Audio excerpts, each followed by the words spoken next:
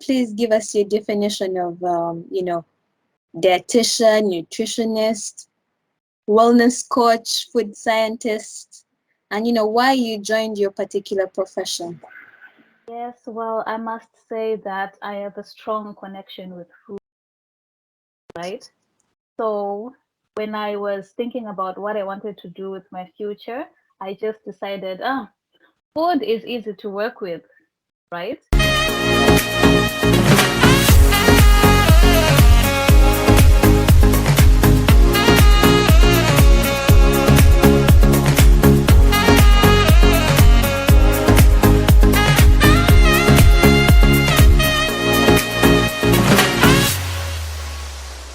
Good morning, good afternoon, good evening. Welcome to the Big Local Podcast. My name is Morungi. Thank you for joining us. Today we're going to talk about something that is dear to all our hearts, and that is food. So on May 25th, we celebrated Africa Day, and this is dubbed the Year of Nutrition, and its theme is about strengthening resilience in nutrition and food security on the African continent, strengthening agro-food systems, health and social protection systems for accelerating human, social, and economic capital development. So I thought to myself, why not talk about food and nutrition? So today I have two lovely ladies. I'll ask them to, introduce themselves, and we shall dive right into the discussion about food and nutrition. Ladies, over to you. Yes, I'm Regina Nantege. I'm a dietitian and or nutritionist. I do clinical practice where told they have to eat healthy, so I help them to see how it's easy to eat healthy. And I also help people want to lose weight, lactating mothers, basically anything to do with food and disease. I do the therapy for that and just being healthy, wellness. Thank you so much, Regina. Regina is from Uganda, so everyone watching from Uganda, Regina is your go-to person to be healthy. Mm-hmm. Yes. Hello, hi guys. My name is Ashleigh Pencil. I'm from Zimbabwe, from Southern Africa. Thank you for inviting me. I am a PhD candidate in the field of nutrition, and so far my major is adolescent nutrition, but I'm looking forward to extending it into various other fields. So thank you for having me. All right, so I have two questions for you ladies. First of all, when I was preparing this, a friend asked me, are you looking for a food nutritionist? Are you looking for a lifestyle? Are you looking for a dietitian? There's so many terms related to this food and nutrition thing. So could you please enlighten us what the different professions are related to food and nutrition and why you chose your particular field? Okay, so my understanding about this is that, of course, they are dietitians, nutritionists, and they're also health and wellness coaches. But for you to be a dietitian, you need to be licensed, be able to practice. It's actually a profession that requires some form of licensing Mm-hmm. from a registered board within your country. And once you have studied nutrition, anyone can become a nutritionist. You don't need to have a license. Yeah. Okay. So anyone who has studied nutrition can become a nutritionist. Then for the health and wellness coaches, well, those are those who have read probably one or two blogs about nutrition and then they decide I am a health and fitness coach. Okay. So yeah, that's the main difference. Okay. So why did you decide to join, watch this profession? Is there any particular reason? Yes, well, I must say that I have a strong connection with food, right? So when I was thinking about what I wanted to do with my future, I just decided, food is easy to work with, right? So at first, well, by profession, I'm a food scientist. Then I Mm-hmm. decided for my PhD, I wanted to go more into nutrition. So I was concerned about how people were eating and how all these diseases are now coming up and they are mostly related to diet. And Mm-hmm. then that's how I decided that I want to and I want to become a nutrition person and teach people how to eat healthier. Yeah. Okay, Regina, over to you. Please give us your definition of, dietitian, nutritionist, wellness coach, food scientist, and why you joined your particular profession.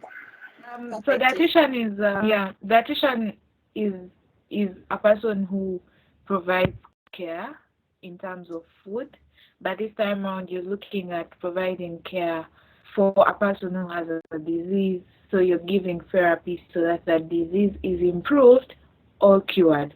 So it's not always curative care, it is also preventative, and it's also supportive. Let's look at a person who is diabetic. You may not cure them, but you're actually supporting them to better manage the condition. So that a dietitian does that. A nutritionist is more of, the health education and aspects to do with that, but dietitian is a more defined word in terms of the therapy we provide.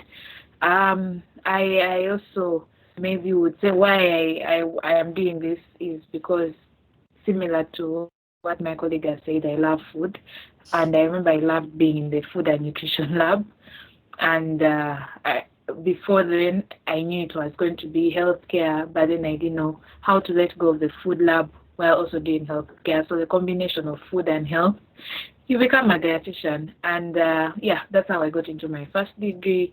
And the practice that I've done has been so impactful, seeing the way people actually transform their health with just food. Like you just change the food and someone's health is transformed. So that's why I also went in to also do a master's in the same field. Yeah. Awesome. Thank you so much. So, you've told us about the different professions. So, how would you define nutrition? How would you define nutrition and how would you define healthy eating? Nutrition is about you actually getting your food in. But it's not just food, it's what's in the food. And nutrition comes from the term nutrient. If you're getting that nutrient into your body, that means you're getting your nutrition. So nutrition is about how we get in the nutrients, Mm-hmm. food, how we utilize them. But before utilizing them, we're supposed to have digested them. And when we utilize them, the outcomes of that define what we call the nutrition status, how the person turns out. Are they underweight? Are they overweight? Are they anemic? Are they having normal hemoglobin? So the nutrient and how the body utilizes it and what outcomes we get is what nutrition is about. Mm-hmm. Ashleigh? Okay, well, for me, well, some parts will be similar because, okay, so for nutrition, it's just said it comes from the root word for nutrition is nutrients, right? So my understanding for nutrition is that the nutrients that we like ingest are a form of fuel for our bodies, right? So the whole process from when you eat something, right, what it does in your body until it gets out, you know, and how let's just mention how your health status becomes after eating something. For me, that's just a whole process. Oh, okay. Awesome. So let's be a little bit local. You're from different countries. So what are the standard meals in your countries and how do they differ? Or how does, nutrition in your country differ? Okay, so the staple food in Zimbabwe is mostly sadza. Sad. Yeah. So sadza is made of cornmeal, right? We have different varieties. So in Zimbabwe, we mostly use the white. That's what makes up our staple food. And then we then add a bit of meat and vegetables. That's Mhm. just the whole staple situation of Zimbabwe. So what was the next question again? So I asked, how does this differ maybe from region to region? I don't know if that's the case for Zimbabwe. Well, it's pretty much the same. Mm-hmm. Although we have different regions, different tribes, it's pretty much the same. I must say that's one of the things the whole of Zimbabwe has in common. It really doesn't. Like, matter where you are, it's still sadza, meat, and vegetables. That's the I see. staple. Okay. Regina, what about in Uganda? Uganda, Yes. nutrition is the food that we eat is usually what is available to you by the road or what your mother told you to eat. And drawing from those, it's what we usually term as local food, where someone will have a lot of portions of the starchy food. So they will have some matoke, that's the banana, the green banana. They will have millet if they're from the north and west. They will have potatoes. So it's a serving of starchy food as a must-have on every plate. And then we have the other portions of the sauce coming in. So traditionally, the sauce is always there. There's beans, there's fish, etc.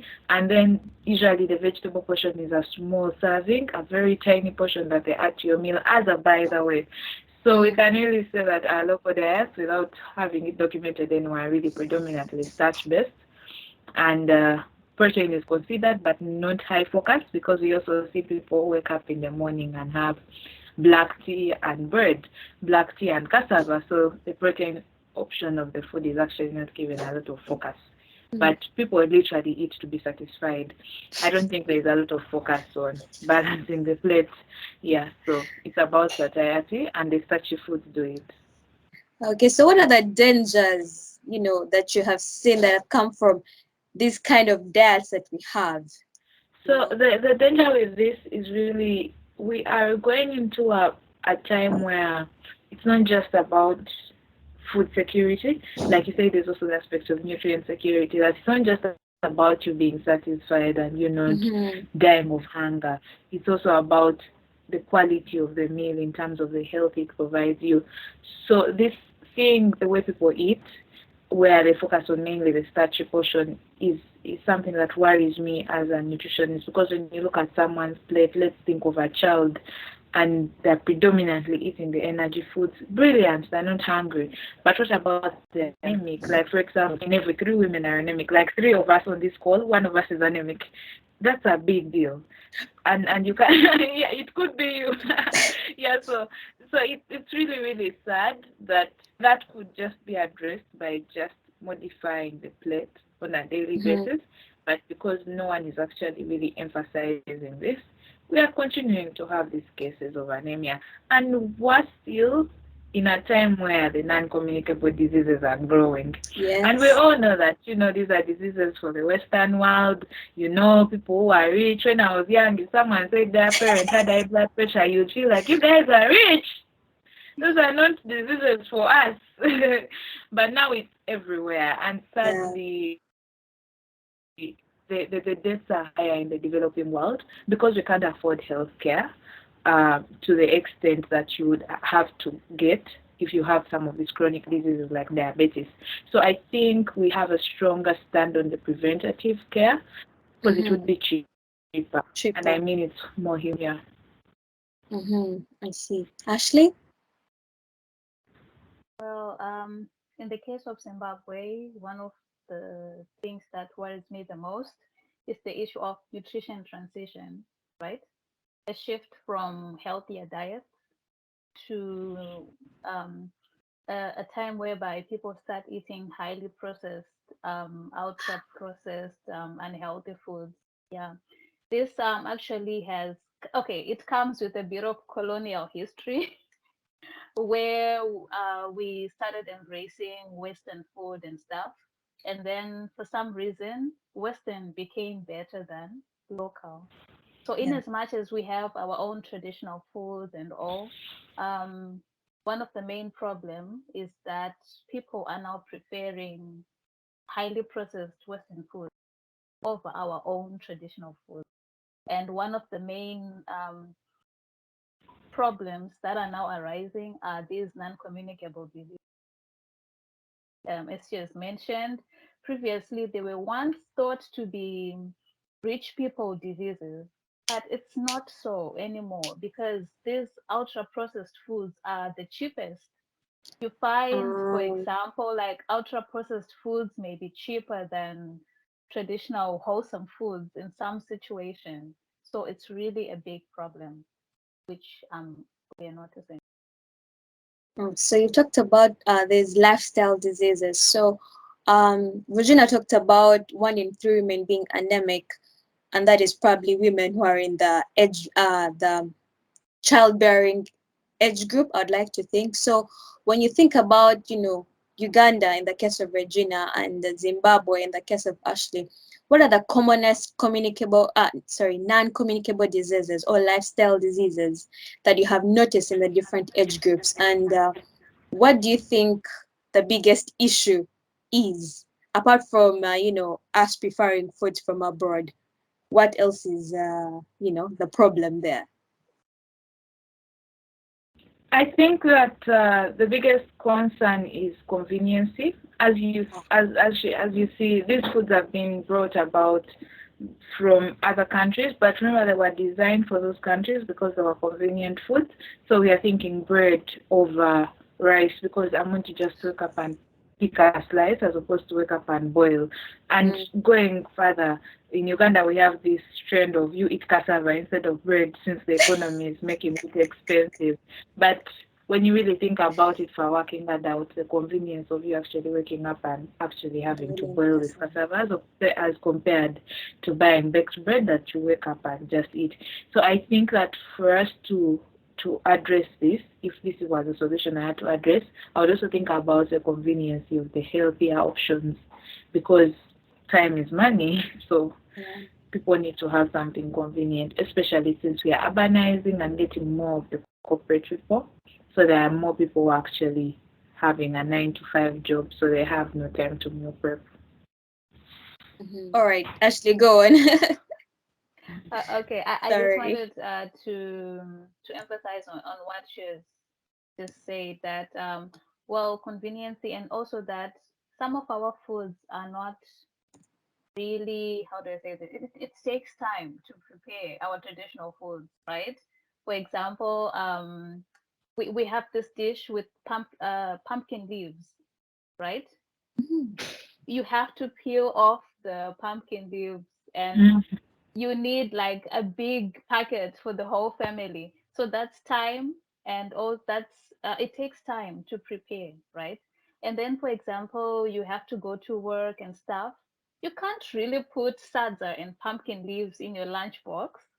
That doesn't look nice and appealing. So it's also an issue of your lunchbox aesthetics, where you want it to look nice and attractive and all. And the other issue is also social beliefs, right? Where people just think that maybe Western is better than local. Local. Yeah, where people idolize the processed foods over our own traditional foods, to the extent that if I have my traditional meal and stuff, it may look like I'm poor. Yeah. And that's not even the case. I just want to eat healthy. But in the eyes of the society, sometimes traditional eating equals poor Poverty socioeconomic status. Yeah, status. poverty. Yeah. Okay, so in your countries, what are some of the commonest lifestyle diseases in the different age groups? For Uganda, the lifestyle, I'm not starting something that's not really a disease, but a condition that is a predictor of diseases. This is obesity. Without statistics, you can physically see if you walked into a school, the percentage of children who are obese is higher. The statistics have a very gradual increase, I think from 4% to 5%. This seems very small, but if you physically look at the schools, you can really do it. The other concern is really to do with the lifestyle diseases that are going to come in earlier in life than they would have come. For example, diabetes, certain types of cancer. We know that's why I said I'm going to start with obesity, because we know that these conditions, if someone is obese, the risk is higher. If, for example, if we are saying Ashleigh is working with adolescents, if those adolescents were obese in their childhood, the risk of them having certain types of cancer is higher during adolescence, and even higher if the adolescents who are obese. It's worse for them as adults. So I think the biggest concern for me would be addressing obesity, because then you reduce the risk of most of the other conditions. Before Ashleigh talks to us, you've mentioned something. You've talked about conditions and diseases. So I think usually the rest of us lay people, we can't tell the two apart. Everything is disease. So apart from obesity, what are the other conditions that are, inform that someone is not healthy? So for nutrition, I tend to say condition because of the fact that the nutrition status will be defined as a condition, but may not have a particular disease. So, for example, when you do the nutrition status assessment, we are doing weight and height and saying, are you underweight or obese? So underweight is a condition, but I don't think that the medical industry will classify it as a disease. As a disease. Yeah. Then we also have cases of let me see. We have wasting. I'm thinking about this because you said lifestyle, but these are not really the typical lifestyle diseases or conditions, because these are more related to food insecurity. So wasting, the person is wasted. They're in a condition of being wasted because they have low protein intake. Basically, most of the nutrition status is related to a condition, and also going into the lifestyle, you could also consider aspects like someone having elevated cholesterol levels, but maybe they are not yet diagnosed to have heart disease or hypertension, but their levels are elevated. So there's a condition that is a risk factor for the disease, and this is a growing challenge. Yeah. I see. So condition is more a definition of a symptom, I think, without even using the textbook definition. But yeah.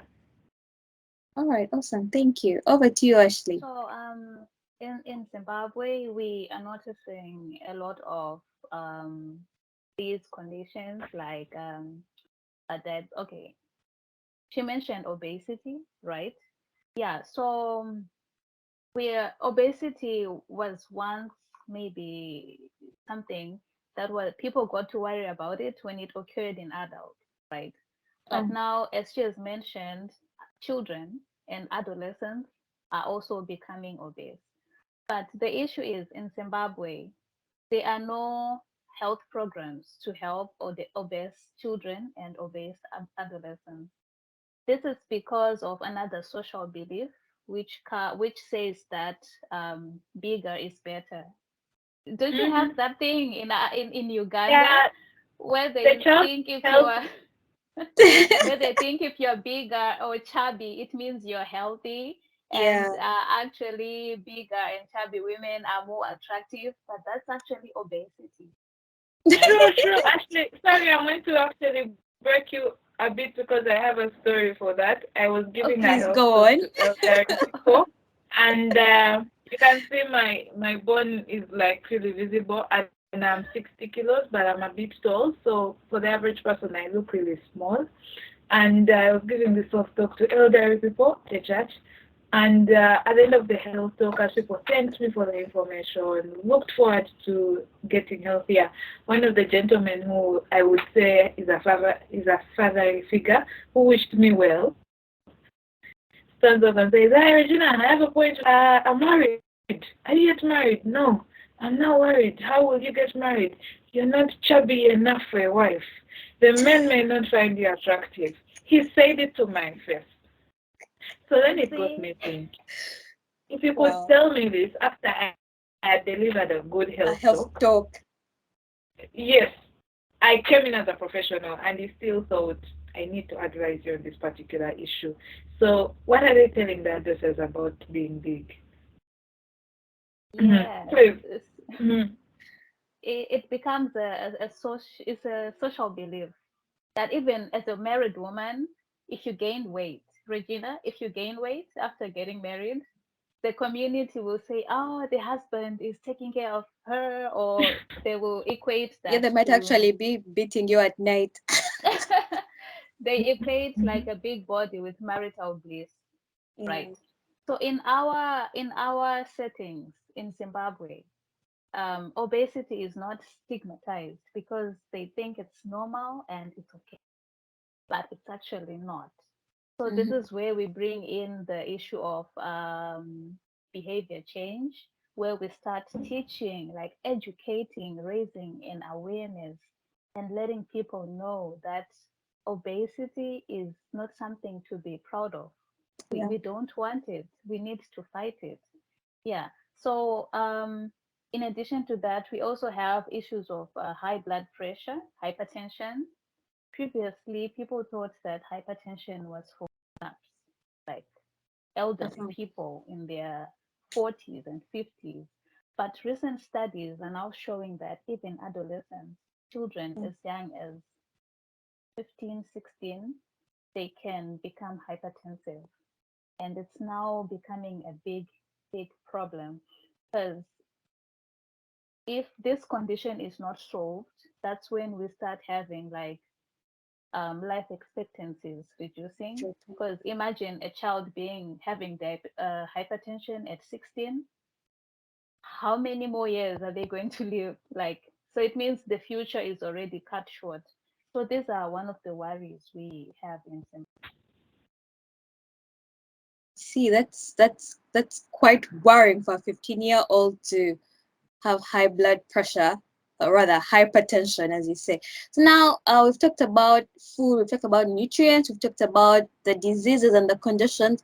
I'd like to also, talk a bit about food security. I think Regina pointed this out just a little bit. Um, when we look at the world as we know it, considering Africa's resources and everything, Africa should be the world's food basket, but we're really falling behind. And recently, we also the president of Senegal going to Russia to, try to find a way to get wheat to the country. How and what should we, first of all, what is causing this food insecurity for a continent that truly, truly has all the resources it needs to be sustainable?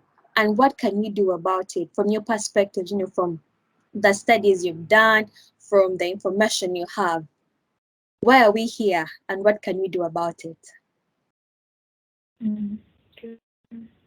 So that's a very beautiful question, and unfortunately, food security is a very diverse thing with so many underlying causes. So countries need to fix so much, especially be food secure. Let's think about this before we dive into Africa. Let's think about countries that are actually food secure, like probably the UAE, where they have enough food, but they are not even agriculture economies. They're importing over 50% of their food to the country. So meaning they have the ability to buy. So one of the things that you really have to think about when you're speaking food security is the economy. People's purchasing power. Can they afford the food? So affordability is a really, really key thing, because if you can afford, I mean, look at us in urban African, see, I'm sure in Zimbabwe, in the city, people are affording food more than in the village where people can actually grow it. So since the people in the city afford it, the people in the village grow it, they don't eat it, send it to Kampala, send it to the capital city. So us, we are actually food secure and getting more because we can afford. So affordability, addressing poverty is a very key thing when you want to think about food security. And also too is really, yes, we are an agricultural continent, but the population is growing. Look at then where we all had household gardens. At your backyard, you had some chickens, so you would have some egg. You had some matoke, you had some pumpkin, so you have the pumpkin leaves. So you have everything literally as a homestead. But look at now where your population has grown, and probably you can't even rely on the rain-fed agriculture. So it really goes back to the economy. If we can commercialize agriculture more, we are more likely to address food security. Because if it goes beyond the subsistence farming of the household garden, we are financing these farmers to actually have irrigation systems, irrespective of the change in weather. Because every time they're dependent on the weather, you can't predict. So you have seasons up, seasons down, prices up, prices down, which is really a problem. So for me, affordability and commercializing agriculture beyond subsistence so that there is access and availability. Regina, you also talked about wasting. Please throw more light on that. So wasting is in simple terms, your muscle is wasting, meaning that your intake of fat is really low, so your muscle has to provide the protein for the daily needs. And that daily needs usually is worn out, repair of worn out cells, making new cells. I mean, think about the time you had a wound and you weren't, and it wasn't dressed and it heals. This is part of the process the protein does on a daily basis. So if your diet on a daily basis doesn't provide this protein meaning egg, meaning milk, meaning beans, that you're actually going to have to use your muscle as part of the protein. So you get wasted. So that's wasting. And it's a very, with it's one of the things that define acute malnutrition, and it can cause deaths as well. So it really happens a lot where people don't have enough protein. But rarely does it happen alone, as we all know that by the time someone is not eating enough protein, usually they're also not having enough energy. So it's usually the two combined, you're underweight, you're wasted. So we just define it as acute malnutrition. Mhm. Is this somehow also, is it more prevalent in urban areas or rural areas? It's more prevalent in the rural areas, and that's not surprising on the aspect of affordability of food, because we also realize that in the rural areas, that's where the people with the lower wealth percentile are. And it's also common in people who have less education, and that's why in that the higher the education level of the mother, the more likely they are to actually provide for their family in terms of financially, but also the knowledge of balancing the diet. Because there are also those ones who actually have the food, but they're not aware that they should balance diet. And yeah, wealth percentile, education levels, and I'm sure Ashleigh will mention something about teenage pregnancies and their effects. Yeah. Thank you so much. Over to you, Ashleigh. All right. So, in terms of food security, I think one of the problems we are facing in many African countries is the issue of post-harvest, right? So, this means that when you grow your tomatoes, right, and then you harvest them, how are you going to store them, process them, and probably add some value to them? So in Mhm. most African countries, we notice that we may be able to produce as much food as we can, like corn or wheat or tomatoes. We have lots of those, but it's how we handle those products after harvesting, which brings the problem. So several times we have all the produce being lost due to weevils, like worms, or the product just perishes or decays, mostly Mhm. because we don't know how to further process it or how to add value. Now, this brings in the aspect of innovation. We need innovative ideas to be able to preserve our produce. Mhm. So let's think about Japan, right? They have rice, and what as I have lived here, I've noticed that they have rice everything: rice cake, rice tea, rice wine, rice crackers, And I was just Rice thinking, like, ice cream. rice ice cream. So it means that they are doing a lot with just one product, right? And then at the end, they won't really suffer much loss because they're trying to salvage as much as they can from that one product.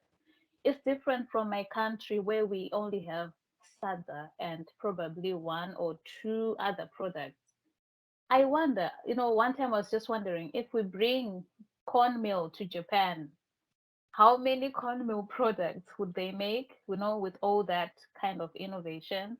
So yeah, post-harvest losses is one issue, and also food processing failures is another issue, whereby we don't have enough resources or enough equipment or machines or enough innovative ideas to be able to process our products. Mm. Because one of the main reason for why we process food is to extend the shelf life, right? When the shelf life of food is extended, it means we can have the same product for a really long time. Mhm. So we don't have those innovative ideas to help us transform from the raw material into another state which can be preserved for a really long time. So that's what I think. Okay.